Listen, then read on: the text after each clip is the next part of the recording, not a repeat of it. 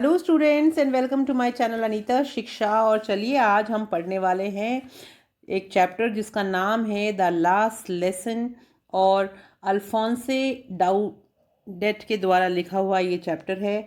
और इस चैप्टर में हम पहुंचेंगे फ्रांस में और वहाँ पे क्या एक कहानी घटित हुई उसके बारे में हम ये इस चैप्टर में पढ़ते हैं। The last lesson. Last lesson का मतलब होता है आखिरी पाठ।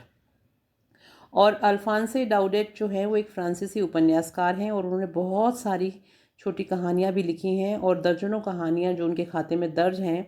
और ज़्यादातर उन्होंने जो उनकी कहानी है उसमें मानवीय भावनाओं को एक बहुत ही वास्तविक तरीके से चित्रित करने की कोशिश की है।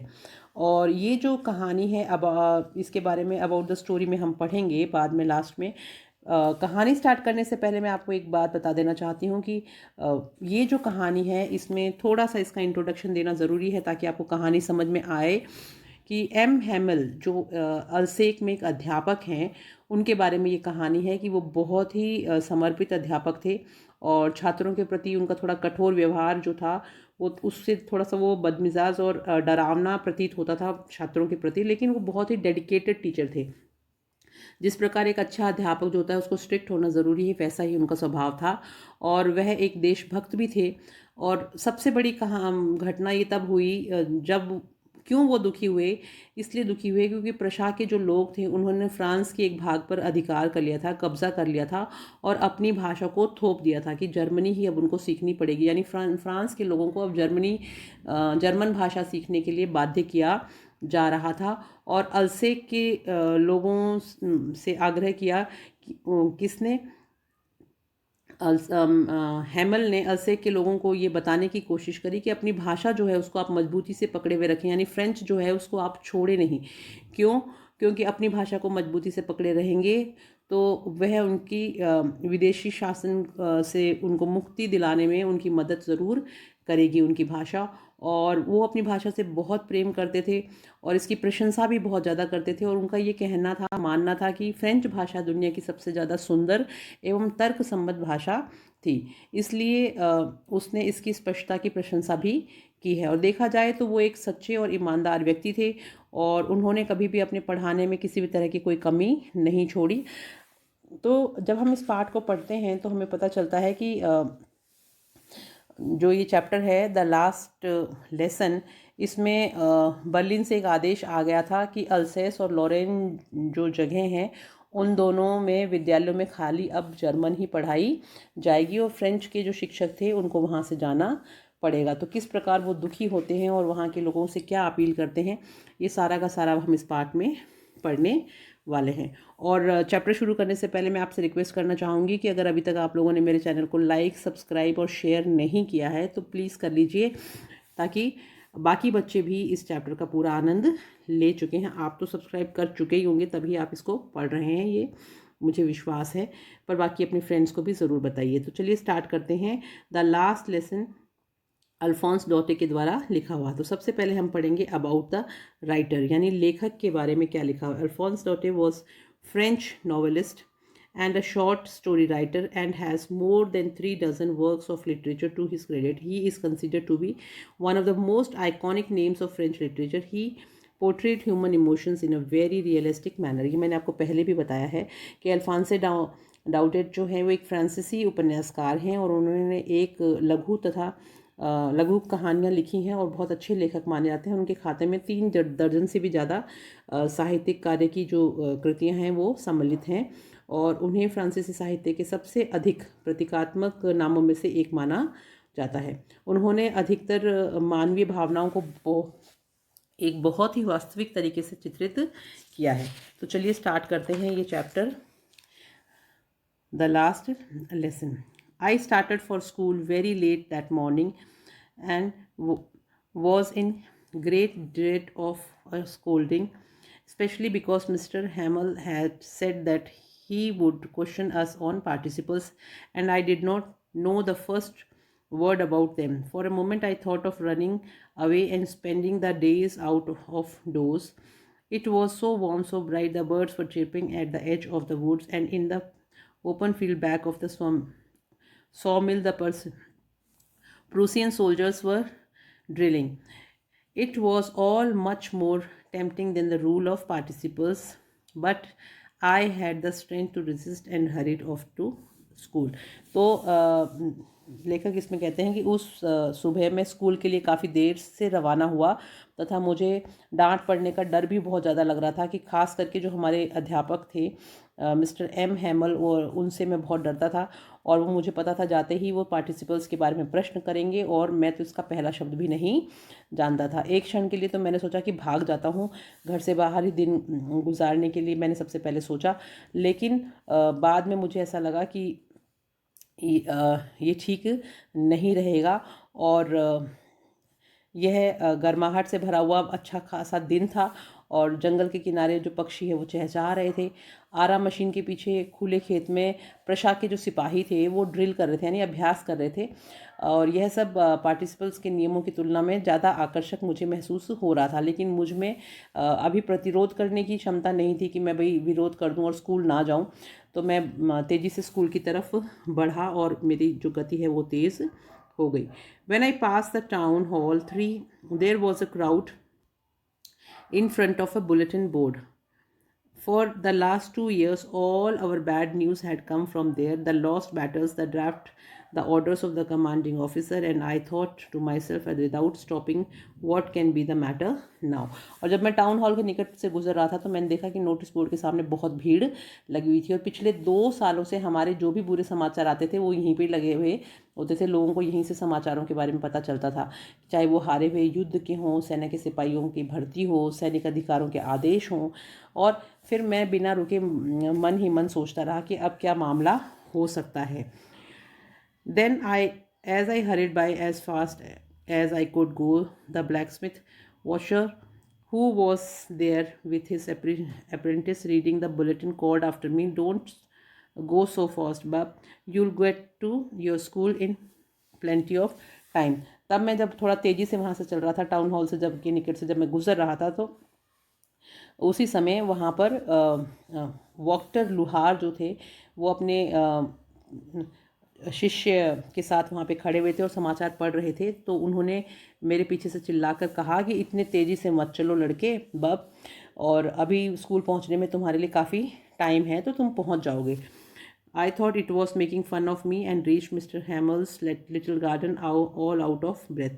लेकिन मुझे लगा कि जब मैं वहाँ से चला तो मुझे लगा, मैंने सोचा कि वह मेरा मजाक उड़ा रहे हैं और मैं एम हैमल के छोटे से बगीचे पर हाँफता हुआ जा पहुँचा, जिसके लिए मैं जितनी जल्दी बचा रहा था. Usually when school began there was a great bustle which could be heard out in the street.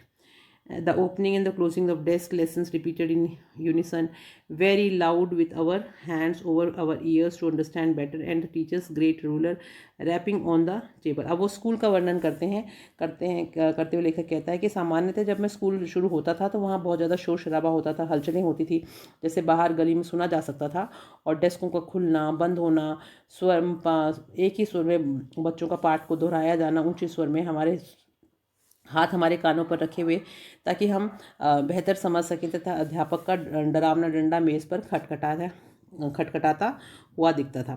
But now it was all so still. I had counted on the commotion to get to my desk without being seen, but of course that day everything had to be as quiet as Sunday morning. Through the windows I saw my classmates already in their places, and Mr. Hamel walking up and down with his terrible iron ruler under his arms. I had to open the door and go in before everybody can imagine how I blushed and how frightened I was. अब वो बताते हैं कि आज क्या हुआ कि चारों तरफ बहुत शांत था. मैंने अपनी मेज़ तक बिना किसी के देखे पहुंच जाने के लिए इस हलचल पर भरोसा किया था. लेकिन उस दिन तो प्रत्येक चीज़ जो थी वो रविवार की सुबह के समान शांत थी, यानी रोज़ जो इतना शोर शराबा होता था वो बिल्कुल सुनाई नहीं दे रहा था, एकदम सन्नाटा था. खिड़की में से मैंने अपने सहपाठियों को देखा जो पहले ही अपनी अपनी स्थानों पर बैठ चुके थे, तथा एम हैमल अपनी बाहों में के नीचे जो भयानक डंडा वो एक रखा करते थे, उसको कक्षा हाथ में पकड़े हुए डंडे को रखे हुए कक्षा में इधर उधर घूम रहे थे। मुझे दरवाज़ा खोलना था और फिर धीरे से उनके समक्ष कमरे में प्रवेश करना था। आप इस चीज़ की कल्पना कर सकते हैं कि कैसा शर्मिंदा महसूस करता अगर मैं कितना डरा हुआ था कि मैं अब कैसे उसके अंदर जाऊँ। But nothing happened. Mister Hamel saw me and said very kindly, go to your place quickly little Franz, we were beginning without you. लेकिन हुआ कुछ उल्टा ही। जैसे ही मैं अंदर पहुंचा तो कुछ भी नहीं हुआ और एम हेमल ने मुझे देखा और बड़ी दयालुता के साथ वो बोले कि अपने स्थान पर जाओ, जल्दी से जाओ, और छोटे से फ्रेंड्स, हम तुम्हारे बिना ही इस पाठ को शुरू करने वाले थे। I jumped over the bench and sat down at my desk. Not till then, when I had got a little over my fright, and fright, and I see that our teacher had on his beautiful green coat, his frilled shirt, and the little black silk cap, all embroidered, that it he never wore except on inspection and prize days. Besides, the whole school seemed so strange and solemn.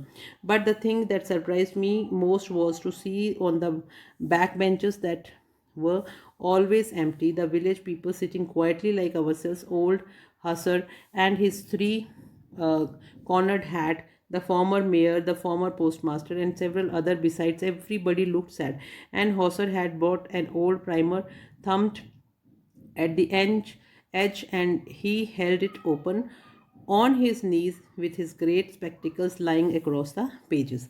अब आगे की जो कक्षा का वर्णन है वो लेखक इस तरह से करते हैं कि मैंने अपने बेंच के ऊपर से छलांग लगाई तथा अपनी डेस्क के पास में जाकर मैं बैठ गया, और जब मैंने अपने भय पर थोड़ा सा नियंत्रण पा लिया तब मैंने देखा, यह नहीं देखा था कि हमारे अध्यापक ने उसका एक सुंदर जो हरे रंग का कोट था, उसकी झालीदार कमीज तथा छोटी सी काली रेशमी टोपी पहन रखी थी तथा उस पर सभी तरफ कढ़ाई करी हुई थी, कढ़ाई का काम था। इसे वह ज़्यादातर उस दिन पहनते थे जब या तो कोई निरीक्षण होता था या कोई पुरस्कार वितरण के दिनों के अलावा वो उसे कभी भी नहीं पहनते थे। तो इसके अतिरिक्त जो सारा स्कूल ही काफ़ी अजीब सा और गंभीर सा प्रतीत हो रहा था।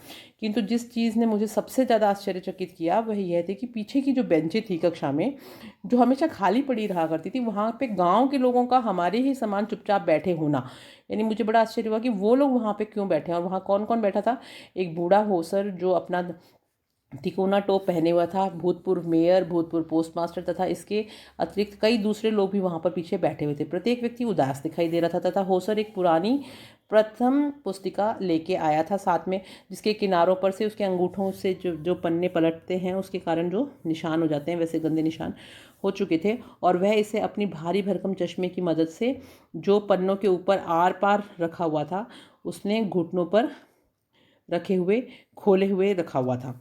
तो आगे क्या हुआ? While I was wondering about it, mister हैमल mounted his chair and in the same grave and gentle tone which he used to me, said, my children, this is the last lesson I shall give you. The order has come from Berlin to teach only German in the schools of the Alsace and Lorraine. The new master comes tomorrow and this is your last French lesson.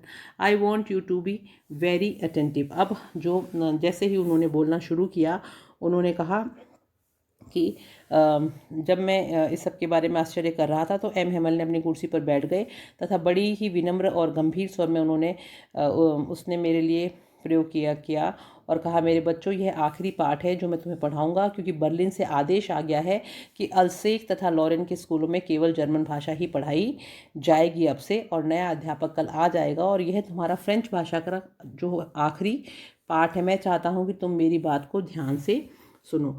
What a thunderclap these words were to me. अब लेखक कहते हैं ये शब्द मेरे लिए बिजली की कड़कड़ाहट के समान थे। Oh, the wretches that was what they had put up at the town hall. तब उससे समझ में आया कि अरे वे दुष्ट लोग, यही बात तो उन्होंने टाउन हॉल में सूचना पट पर लगाई थी, जिसके लिए चारों तरफ से वहाँ पे भीड़ इकट्ठी हो रखी थी। अब उसको समझ में आया कि वो भीड़ वहाँ क्यों खड़ी थी। My last French lesson, why I hardly knew how to write. I should never learn anymore. I must stop there then. Oh, how sorry I was for not learning my lessons, for seeking birds' eggs or going sliding on the Sars. My book that had seemed such a nuisance a while ago, so heavy to carry. My grammar and my history of the saints were old friends now, and I couldn't give up. And Mr. Hamel, too, the idea that he was going away, that I should never see him again, made me forget all about his ruler and how cranky he was. अब जैसे ही ये बात सुनी तो वो कहते हैं कि मेरी आखिरी फ्रेंच भाषा का पाठ, अरे मैं तो लिखना भी मुश्किल से ही जानता था, अब मैं आगे और कुछ भी नहीं सीख सकूँगा, तब मुझे वहीं रुक जाना होगा। यानी अरे फिर वो कहते हैं कि मैं इतना दुखी था कि मैंने अपने पाठ नहीं सीखे थे, कि मैं पक्षियों के अंडे हमेशा तलाशता रहता था अथवा सार पर फिसलने पर मैं चला जाता था, और मेरी पुस्तकें जो कुछ समय पूर्व ही मुझे मुसीबत लगती थी, उनको मैं उठाकर चलने में इतनी भारी भरकम लगती थी। मेरी व्याकरण की पुस्तक तथा संतों के इतिहास की मेरी पुस्तक अब मेरी पुरानी मित्र मुझे लगने लग गई। यानी कि अब मुझे किताबें मेरी दोस्त जैसी लगने लग गई, जिन्हें मैं त्याग नहीं सकता था। यानी इतनी देर पहले जो पुस्तकें उनको भारी मुसीबत लग रही थी, बोझ लग रही थी, जिसे वो पढ़ना नहीं चाहते थे, वो अब उसको उनकी दोस्त की तरह लगने लग गई। तथा एम हेमल की भी इस विचार ने भी कि अब वह जा रहे हैं, अब मैं उन्हें पुनः कभी नहीं देख सकूंगा, मुझे उनके डंडे तथा वह कितना सनकी था को भी भूलने को बाध्य कर दिया था। यानी अब मुझे वो सब चीज़ें बेमानी सी लगने लग गई जो पहले मैं सोच रहा था। Poor man, it was in honour of this last lesson that he had put on his fine Sunday clothes, and now I understood why the old men of the village were sitting there in the back of the room. It was because they were sorry too that they had not gone to school more. It was their way of thanking our master for his 40 years of faithful service and of showing their respect for the country that was there no more. बेचारा इस आखिरी पाठ के सम्मान में ही तो उन्होंने रविवार के वो अच्छे वस्त्र पहन रखे थे, और अब मैं समझ गया था कि गांव के जो बूढ़े लोग थे वो कमरे में पीछे की ओर क्यों बैठे हुए थे। ऐसा इसलिए था कि वे सभी दुखी थे कि वे स्कूल में और अधिक नहीं रह पाएंगे। क्यों नहीं रह पाएंगे, और यह इन लोगों का जो हमारे जो अध्यापक को उनकी जो 40 साल की जो निष्ठापूर्ण सेवा थी उसके लिए धन्यवाद देने के लिए ये लोग सारे के सारे यहाँ पर इकट्ठे हुए थे, देश के प्रति सम्मान प्रदर्शित करने का। और देश कि जो देश अब उनका नहीं रह गया है, यह एक तरीका था जिसके लिए वो लोग वहाँ पर आकर सारे के सारे बैठे थे। While I was thinking of all this I heard my name called and it was my turn to recite what would I not have given to be able to say the dreadful rule of the participle. अब जब मेरा ध्यान इन सब चीज़ों की तरफ था, तब मैं इन सब के बारे में सोच रहा था, तब मैंने देखा कि मेरा नाम पुकारा जाता है और अब सुनाने की मेरी बारी आ गई थी। मैं पार्टिसिपल के उस भयानक नियम को शुरू से अंत तक ऊंचे एवं स्पष्ट आवाज़ में बिना कोई गलती किए सुनाने के योग्य होने के लिए क्या कुछ करने को तैयार ना था। Poor man,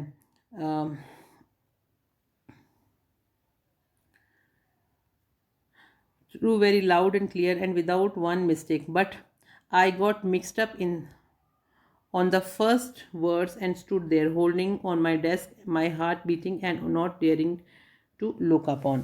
लेकिन मैं तो प्रथम शब्दों में ही उलझ गया और वहीं खड़ा रह गया, और अपनी डेस्क को पकड़े हुए मेरा दिल जो था वो जोर जोर से धड़कने लगा, और मैं ऊपर देखने का साहस भी नहीं जुटा पा रहा था। I heard Mr. Hamel say to me, I won't scold you, little friends. You must feel bad enough. See how it is. Every day we have said to ourselves, Bha, I have plenty of time. I'll learn it tomorrow. And how you see where we have come out. Ah, that's the great trouble with Elsac. She puts off learning till tomorrow. Now those fellows out there will have the right to say to you, how is it you pretend to be Frenchmen and yet you can't neither speak nor write your own language? But you are not the worst, poor little friends. We have all a great deal to reproach ourselves with.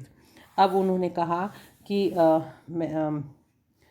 मैंने M Hemal को मुझे से कहते हुए सुना कि मैं तुम्हें डांटूंगा नहीं छोटे से फ्रेंड्स, तुम्हें तो अवश्य बुरा लग रहा होगा। देखो, बात ऐसी है कि हम लोगों ने रोज़ स्वयं से कहा है कि मेरे पास तो काफ़ी समय है, मैं इसे कल सीख लूँगा। अब देखो हम कहाँ आ पहुँचे हैं। अरे, अलसैक के साथ, यहाँ के लोगों के साथ कितना बुरा हुआ। ये लोग कितनी परेशानी में हैं। यहाँ के लोगों को अपनी पढ़ाई को आने वाले कल पर छोड़ देते थे और स्थगित कर देते थे। अब उनके लिए कितनी मुसीबत हो जाएगी।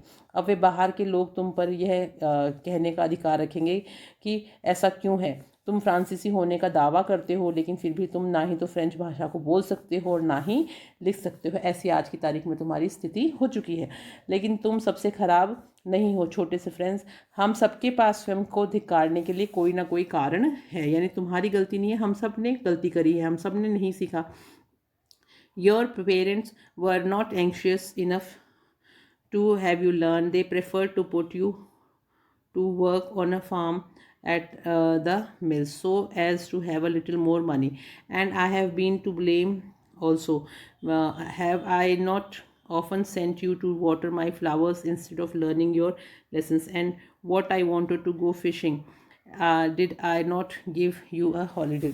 अब वो हर चीज़ के लिए वो उसमें कमियां ढूंढने लगे और उनको बड़ा दुख हुआ और उन्होंने कहा कि इसमें तुम्हारी गलती नहीं, तुम्हारे माता पिता की भी उतनी ही पर्याप्त रूप से वो भी उत्सुक नहीं थे और इसलिए तुम पढ़ और सीख नहीं पाए, क्योंकि उन्होंने तुम्हें खेतों में काम करने के लिए, मिलों में काम करने के लिए रख दिया था और वो इसको ज़्यादा पसंद करते थे ताकि तुम थोड़ा वहाँ से पैसा प्राप्त कर सको। और मैं भी दोषी हूँ, क्योंकि मैंने तुम्हें फूलों के पौधों को पानी देने के लिए प्राय भेजा। अगर नहीं भेजा होता तो बजाय उसके तुम अपना पाठ याद कर लेते। और जब मैंने मछली पकड़ने के लिए जाना होता था तो मैं तुम्हारी छुट्टी कर देता था। तो इस तरह से मैंने भी तुम्हारा बहुत समय ख़राब किया। उनको वो हर चीज़ को रिग्रेट करने लगे। Then from one thing to another Mr Hamel went on to talk of the French language, saying that it was the most beautiful language in the world, the clearest, the most logical, and that we must guard it among us and never forget it. Because when people are enslaved as long as they hold fast to their language, it is as if they had the key to the prison. Then he opened a grammar and read us our lesson. I was amazed to see how well I understood it. All he said seemed to is so easy, I think too, that I had never listened so carefully and that he had never explained everything with so much patience. It seemed almost as if the poor man wanted to give us all he knew before going away and to put it all into our heads in one stroke.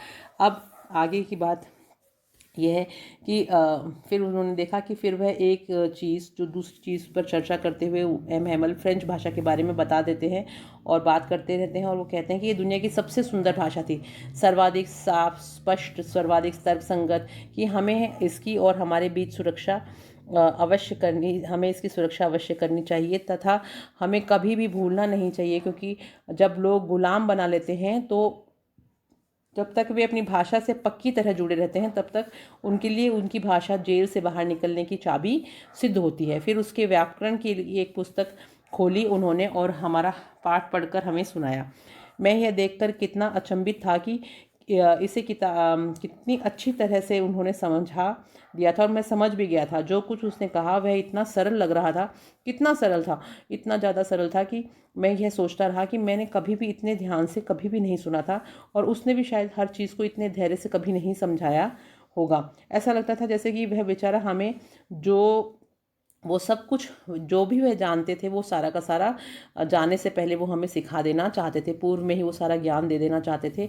इस तरह सबको हमारे दिमागों में एक ही बार में वो डाल देना चाहते थे। यानी अब उनको पता चल गया था कि अब उन्हें जाना है, उससे पहले वो सब कुछ हमें बता के सिखा के जाना चाहते थे। After the grammar we had a lesson in writing that day Mr Hamel I had new copies for us written in a beautiful round hand Alsac, France, Alsac. They looked like little flags floating everywhere in the schoolroom, hung from the rod at the top of our desk. You ought to have seen how everyone set to work and how quiet it was. The only sound was the scratching of the pens over the paper. Once some beetles flew in, but nobody paid any attention to them, not even the littlest ones who worked right on tracing their fish hooks as if that was French too. On the roof of the pigeons code very low, and I thought to myself, will they make them sing in German, even the pigeons. अब grammar के बाद हमारा लेखन का जो पाठ है वो शुरू हुआ, और उस दिन एम हैमल हमारे लिए नई कॉपियाँ लेकर आए थे जिस पर सुंदर एवं गोल हस्तलेख में लिखा हुआ था फ्रांस अल्सेक, फ्रांस अल्सेक। वे छोटे छोटे झंडों की भांति दिखाई दे रहे थे जो स्कूल के कमरे में स्वत्र मतलब खुद ही लहरा रहे थे और हमारे डेस्क के ऊपर लगी छोटे छड़ों से लटके हुए थे। आपको देखना चाहिए था कि किस प्रकार प्रत्येक व्यक्ति काम में लगा हुआ था और बहुत ही ज़्यादा शांति छाई हुई थी। एकमात्र भी आवाज़ ऐसी नहीं थी, सिर्फ कागज़ पर पेनों के रगड़े जाने की आवाज़ें सुनाई दे रही थी। एक बार तो कुछ भंवरे उड़कर अंदर आ गए, लेकिन किसी ने भी उन पर ध्यान नहीं दिया, सबसे छोटे बच्चों ने भी नहीं, और जो मछली पकड़ने के कांटे के चित्र खींचने में लगे हुए थे, जैसे इन चित्रों को खींचना भी फ्रेंच भाषा में हो। छत पर कबूतर जो थे वो धीमे स्वर में गुटरगू कर रहे थे, और मैंने मन ही मन सोचा, क्या वे कबूतरों को भी जर्मन भाषा में गाने को बाध्य करेंगे। Whenever I looked up from my writing, I saw Mr. Hamel sitting motionless in his chair and gazing first at one thing and then at another, as if he wanted to fix in his mind just how everything looked in that little schoolroom. Fancy, for 40 years he had been there in the same place with his garden outside the window and his class in front of him. Just like that, only the desk benches have been worn smooth. The walnut trees in the garden were taller, and the hop vine that he had planted himself twined about the windows of the roof. How it must have broken in his heart to leave at all.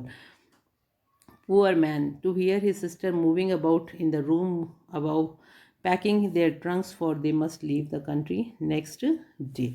अब जब ये सब चीज़ें चल रही थी तो आगे कहते हैं लेखक कि जब भी मैंने लिखते हुए ऊपर की ओर देखा, मैंने एम हैमल को बिना हिले डुले हुए, यानी उनकी कुर्सी पर वो बैठे हुए थे, उनको देखा कि कभी वह एक वस्तु को टकटकी लगाकर देखते थे, फिर दूसरी वस्तु को टकटकी लगाकर देखते थे, जैसे कि वे अपने दिमाग में यह अंकित कर लेना चाहते थे कि उस छोटे से स्कूल के कमरे में प्रत्येक जो वस्तु थी वो कैसी दिखाई देती थी। ज़रा सोचो, 40 वर्षों से वह उसी स्थान पर थे, और खिड़की से बाहर अपना उनका बगीचा था और उसके समक्ष उसकी कक्षा थी। सदैव ऐसा ही चलता हुआ आ रहा था।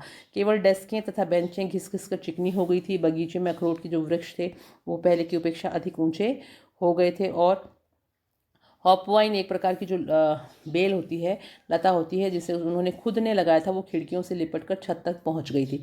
इस सब को छोड़ कर जाने की बात ने तो उनके दिल को तोड़ ही दिया था बेचारे।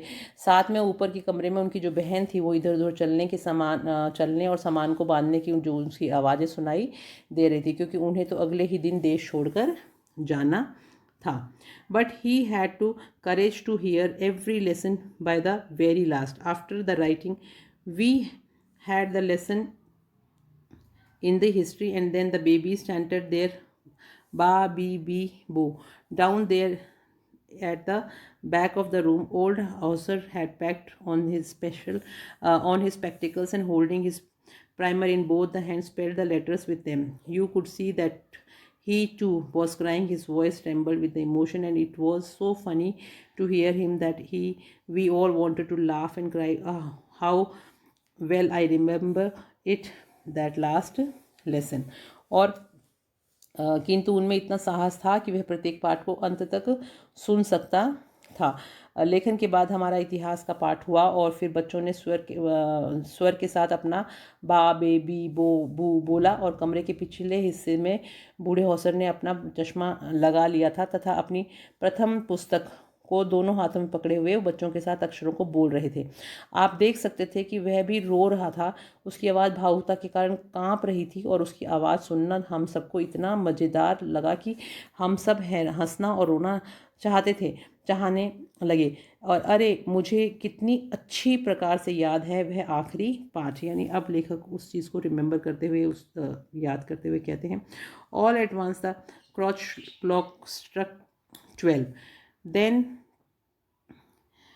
Angelus, at the same moment, the trumpets of the pursuing returning from drill sounded under our windows. Mr. Hamel stood up very pale in his chair. I never saw him look so tall. My friends said he, but something choked him. He could not go on. Then he turned to the blackboard, took a piece of chalk, and bearing on with all his might, he wrote as large as he could, वाइव La फ्रांसे।